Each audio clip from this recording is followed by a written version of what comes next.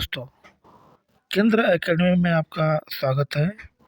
RRB group D, RRB NTPC, चाहे railway का कोई भी एग्ज़ाम हो, उसमें ये रेलवे समान विज्ञान की महत्वपूर्ण प्रश्नों को चलाया जा रहा है, जिससे ये वीडियो आने वाले एग्ज़ाम में आपके लिए बहुत ही हेल्पफुल साबित होगा। हम लोग लगातार रेलवे समान विज्ञान के प्रश्नों को लेके चल रहे हैं, जिसमें आज ये 7वीं क्लास है। आपका फिर से स्वागत है। चलिए स्टार्ट करते हैं। चैनल पर पहली बार विजिट कर रहे हैं तो चैनल को सब्सक्राइब करें और दोस्तों को शेयर करें फ्रेंड्स, ठीक है। जब कोई वस्तु अपने चंद्रमा से पृथ्वी पर स्थानांतरित की जाती है तो क्या होता है? तो जब भी कोई चंद्रमा पर वो कोई वस्तु है, अगर आप उसको पृथ्वी पर ले रहे हैं या पृथ्वी से उसको आप चंद्रमा पर लेके जा रहे हैं, तो उसके भार में परिवर्तन होता है। जैसे पृथ्वी पर आपका भार जो है 60 किलोग्राम है, अगर आप उसको चंद्रमा पर लेके जाएँगे तो उसका 1/6 हिस्सा हो जाता है, यानी वहाँ पर आपका भार जो है 10 किलो हो जाएगा। यानी कहने का अर्थ है कि आप पृथ्वी से चंद्रमा पर जाएँगे तो वहाँ पर आपका भार क्या होगा? कम होगा। लेकिन जस्ट आप उसी का उल्टा चंद्रमा से आप पृथ्वी पर आएँगे तो आपका भार क्या हो जाएगा? बढ़ जाएगा। तो यहाँ पर वही प्रश्न लिखा है। कह रहा है कि जब कोई वस्तु चंद्रमा से पृथ्वी पर आएगा तो उसका भार क्या हो जाएगा? बढ़ जाता है। तो पृथ्वी पर उसका भार क्या होता है? बढ़ जाएगा। कैपिटल जी की इकाई है, तो कैपिटल जी को हम लोग बोलते हैं गुरुत्वाकर्षण नियतांक बोलते हैं, और इसका जो मान होता है 6.67 × 10⁻⁻11 न्यूटन मीटर का स्क्वायर प्रति किलोग्राम का स्क्वायर होता है। ये मान कभी बदलता नहीं है, चाहे आप कहीं भी चले जाएँ, ध्रुवों पर चले जाएँ या विषुवत रेखा पर या भूमध्य रेखा पर चले आएँ, इसका मान परिवर्तन नहीं होता है। इसका मान ज्यों का त्यों होता है। और इसका मात्रक पूछा है तो इसका जो मात्रक होता है न्यूटन मीटर का स्क्वायर प्रति क्या होता है? किलोग्राम का स्क्वायर। ठीक है फ्रेंड्स, आगे एक वस्तु का वजन सबसे अधिक कहाँ रखने पर होगा? तो वजन की बात करेंगे तो इसका 2 कंडीशन होता है, एक भूमध्य रेखा होता है और एक ध्रुव होता है, जिसको विषुवत रेखा भी बोलते हैं। तो विषुवत रेखा पर जो है वजन कम होता है और ध्रुव पे चले जाएँगे तो वहाँ पर वजन क्या होता है? ज़्यादा होता है। ठीक है फ्रेंड्स, आगे एक पीढ़ी से दूसरी पीढ़ी में आनुवांशिक सूचना का स्थानांतरण पूरा किया जाता है, तो ये कौन पूरा करता है? तो उसका नाम क्या होता है? डीएनए। डीएनए जो होता है एक पीढ़ी से दूसरी पीढ़ी में क्या करता है? आनुवांशिक सूचना देता है। डीएनए की बात करेंगे तो इसका जो पूरा नाम होता है डीऑक्सीराइबो न्यूक्लिक एसिड होता है। सबसे पहले इसके बारे में जो है डबल हेलिक्स संरचना वाटसन और क्रिक नामक वैज्ञानिकों ने इसके बारे में बताया था कि डबल हेलिक्स संरचना क्या होती है डीएनए की। उच्च तापमान किसके द्वारा मापा जाता है? तो उच्च तापमान की बात करेंगे तो ये पायरोमीटर से हम लोग नापते हैं। पायरोमीटर की बात करेंगे तो ये जो है सूर्य का तापमान माप सकता है कि सूर्य का टेम्परेचर कितना है। गतिज ऊर्जा में होती है, तो गतिज ऊर्जा किस में होती है? गतिमान में क्या होती है? गतिज ऊर्जा होती है। गतिज ऊर्जा की बात करेंगे तो इसका जो सूत्र होता है 1/2 mv का स्क्वायर होता है। क्या होता है? 1/2 mv का स्क्वायर होता है। ऊर्जाओं के बहुत सारे प्रकार होते हैं, जिसमें से एक गतिज ऊर्जा होती है और एक यांत्रिक ऊर्जा होती है और एक स्थितिज ऊर्जा होती है। यांत्रिक ऊर्जा की बात करेंगे तो इसमें गतिज ऊर्जा और स्थितिज ऊर्जा दोनों का संयुक्त रूप होता है। और अलग से हम लोग बात करेंगे कि गतिज ऊर्जा क्या होता है, तो गतिज ऊर्जा गतिमान वस्तु में होती है और इसका जो सूत्र होता है 1/2 mv का स्क्वायर होता है। ठीक है फ्रेंड्स, आगे देखते हैं। आगे लिखा है फ्रेंड्स, सबसे कठोर धातु तत्व है। सबसे कठोर धातु की बात करेंगे तो प्लेटिनम। प्लेटिनम जो है सबसे कठोर धातु है। प्लेटिनम की बात करेंगे तो इसको हम लोग प्लेटिनम से पीटी से दिखाते हैं। यदि संसार के सबसे मजबूत धातु की बात करेंगे तो इसका नाम क्या है? प्लेटिनम। ठीक है फ्रेंड्स, अगर कठोर पदार्थ की बात करेंगे तो कठोर पदार्थ हमारा क्या है? हीरा है फ्रेंड्स। आगे देखिए क्या लिखा है। कह रहा है कि दूर की वस्तुओं को देखने के लिए किस उपकरण का हम लोग प्रयोग करते हैं? तो दूर की वस्तुओं को देखने के लिए हम लोग जिस वस्तु का यूज करते हैं उसको बाइनोक्यूलर बोलते हैं या दूरबीन बोलते हैं। ठीक है, बैरोमीटर का उपयोग किया जाता है, तो बैरोमीटर का हम लोग उपयोग कहाँ करते हैं? तो वायुमंडल दाब को मापना है तो वहाँ पर हम लोग किसका यूज करते हैं? बैरोमीटर का यूज करते हैं। जल का आयतन सबसे कम कब होता है? तो 4 डिग्री सेल्सियस के तापक्रम पर जल का जो आयतन होता है वो क्या होता है? कम होता है। न्यूटन के गति का नियम कौन सा नियम जड़त्व की व्याख्या करता है? तो न्यूटन के नियम की बात करेंगे तो न्यूटन का जो नियम होता है उन्होंने 3 नियम दिया था। यदि प्रथम नियम की बात करेंगे तो प्रथम नियम को ही हम लोग क्या बोलते हैं? जड़त्व का नियम बोलते हैं। और तृतीय नियम की बात करेंगे तो तृतीय नियम को हम लोग क्रिया प्रतिक्रिया का नियम कहते हैं।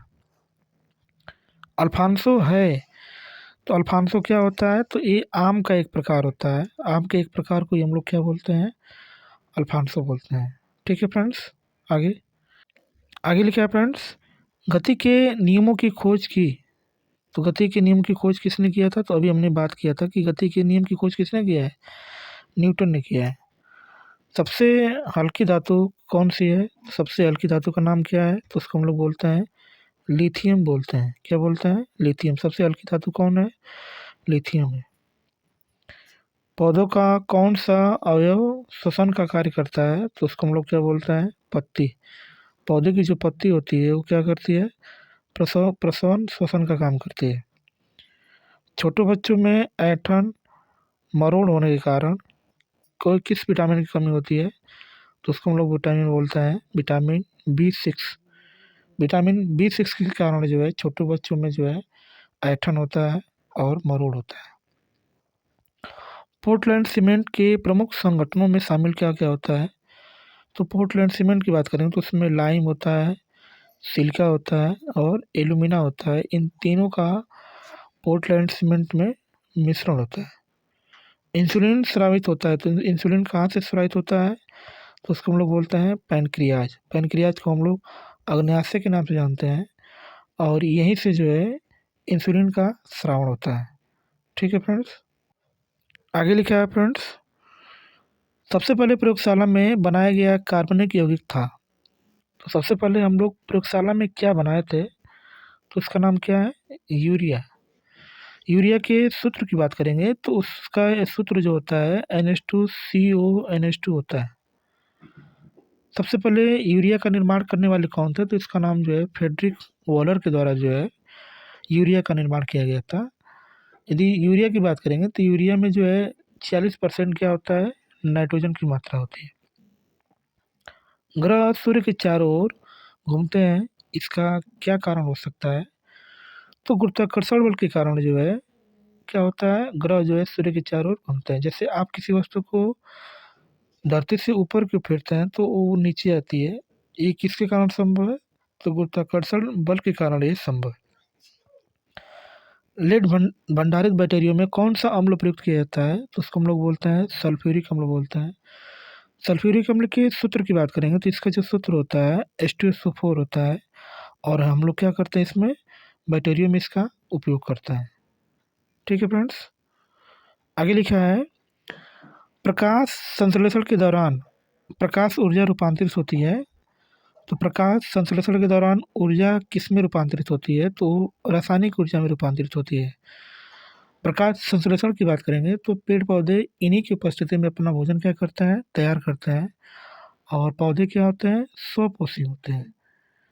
और जो जितने सारे जीव जंतु हैं वो क्या होते हैं? परपोषी होते हैं। स्वपोषी का मतलब होता है कि जो भोजन खुद स्वयं तैयार करता है और परपोषी का मतलब होता है कि जो दूसरों की सहायता से भोजन करते हैं, जो दूसरों पर डिपेंड रहते हैं, उसको परपोषी कहते हैं। कोण की इकाई है, तो कोण की इकाई की बात करेंगे तो कोण का जो मात्रक होता है रेडियन होता है। एक घन कोण होता है और घन कोण को हम लोग क्या बोलते हैं? इसका जो मात्रक होता है स्टेरेडियन होता है। ये दोनों पूरक राशि हैं। ठीक है फ्रेंड्स, आगे लिखा है, क्रायोजेनिक इंजनों का प्रयोग किसमें होता है? तो क्रायोजेनिक इंजन का प्रयोग हम लोग किसमें करते हैं? तो रॉकेट प्रौद्योगिकी में इसका हम लोग यूज करते हैं।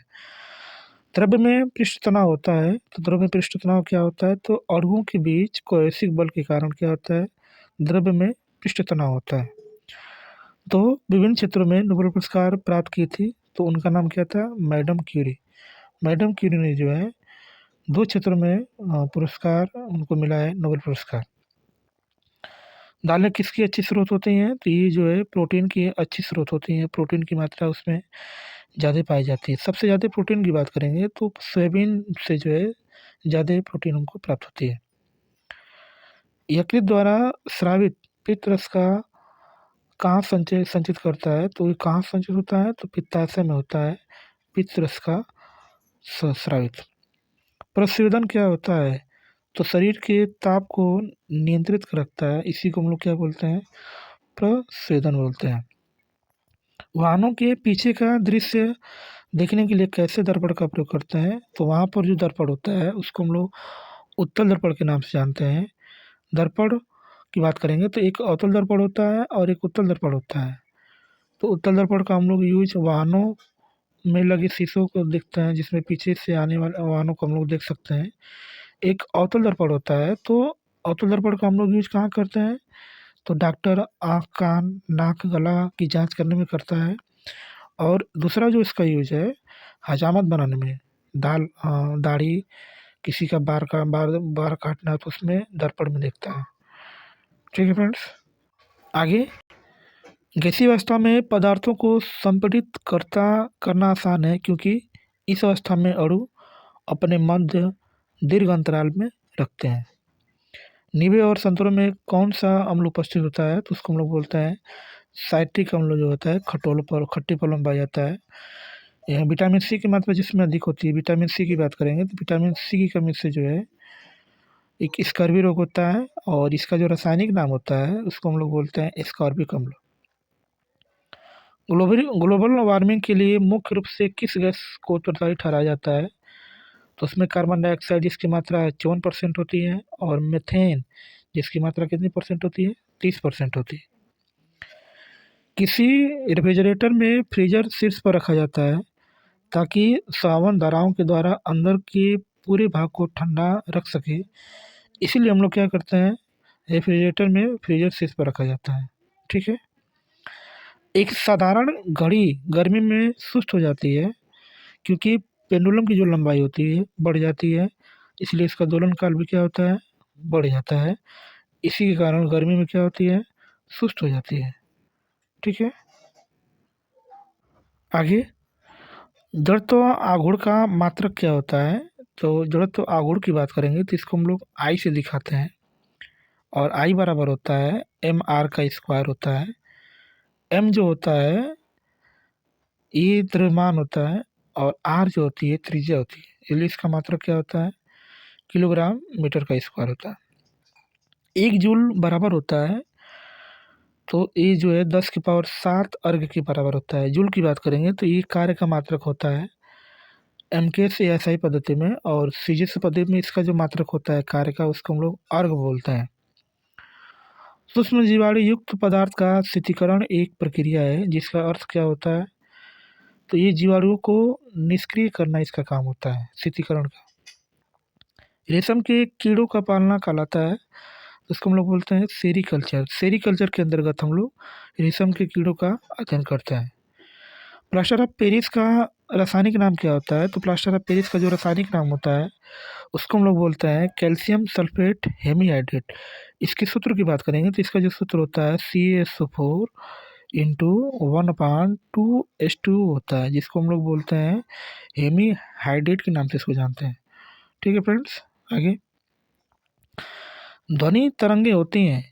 तो ध्वनि तरंगे क्या होती हैं? तो आंशिक लंबवत और आंशिक तिर्यक होती हैं, ये ध्वनि तरंगे होती हैं। इसका उपयोग ऊंचाई नापने के लिए किया जाता है। तो अल्टीमीटर अल्टीमीटर का यूज हम लोग कहाँ करते हैं? तो ऊंचाई नापने में इसका यूज करते हैं। ठीक है फ्रेंड्स, आगे स्थिर तापमान पर कंडक्टर में वहनशील तरंग दोनों छोरों के बीच एक महत्वपूर्ण अंतर के अनुपात में है, इसको कहा जाता है, तो इसको हम लोग ओम का नियम बोलते हैं। कैमरे में उपयोग किया जाने वाला लेंस क्या है? तो उसको हम लोग क्या बोलते हैं? उत्तल लेंस का हम लोग उसमें यूज करते हैं। एक स्वतंत्र रूप से लटका हुआ चुंबक सदा स्थिर होता है, वह दिशा क्या होती है? तो जब भी आप किसी चुंबक को स्वतंत्र रूप से लटकाएंगे तो हमेशा क्या करता है? उत्तर और दक्षिण दिशा में ठहरता है। यदि लोलक की लंबाई 4 गुनी की जाए तो लोलक झूलने का समय क्या होता है? तो ये दुगुना हो जाता है, यदि आप उसका 4 गुना करेंगे तो। ठीक है। एक वस्तु को कहाँ रखा जाए कि ताकि उसकी एक मूल तथा आभासी स्थिति उत्तलोत्तर लेंस द्वारा समान आकार में पाई जा सके। तो फोकस दूनी के दोगुनी लंबाई पर हम लोग रख रहे हैं, तो उसका जो प्रतिबिंब बनेगा आभासी स्थिति में आएगा। ठीक है फ्रेंड्स, आगे आगे लिखा है फ्रेंड्स, ऊंचाई पर खाना देर से बनता है क्योंकि ऊंचाई पर वायुमंडलीय दाब घट जाता है, जिससे पानी का क्वथनांक कम हो जाता है। पानी जल्दी ही वाष्प बनकर उड़ जाता है, इसलिए वहाँ पर खाना बनाना क्या होता है, कठिन होता है। किसी तारे की दूरी नापने के लिए प्रयुक्त यूनिट क्या होती है, तो उसको हम लोग क्या बोलते हैं, प्रकाश वर्ष। प्रकाश वर्ष बराबर क्या होता है, तो 9.46 × 10⁻15 मीटर होता है। इसको लगभग 10⁻16 मीटर भी लिख सकते हैं। धातुएं किस प्रक्रिया द्वारा गर्म होती हैं, तो चालन द्वारा जो है क्या होती है, धातुएं गर्म होती है। अपेक्षिक घनत्व मापने के लिए किस यंत्र का प्रयोग किया जाता है, तो उसको हम लोग बोलता है हाइग्रोमीटर। हाइग्रोमीटर के द्वारा हम लोग क्या कर सकते हैं, माप सकते हैं। ठीक है फ्रेंड्स, चलिए फ्रेंड्स आज के लिए इतना ही, मिलते हैं नेक्स्ट क्लास में। चैनल पर पहली बार विजिट करें तो चैनल को सब्सक्राइब करें, लाइक कमेंट शेयर जरूर करें फ्रेंड्स। इस वीडियो को देखने के लिए आपका बहुत बहुत धन्यवाद। Thank you so much.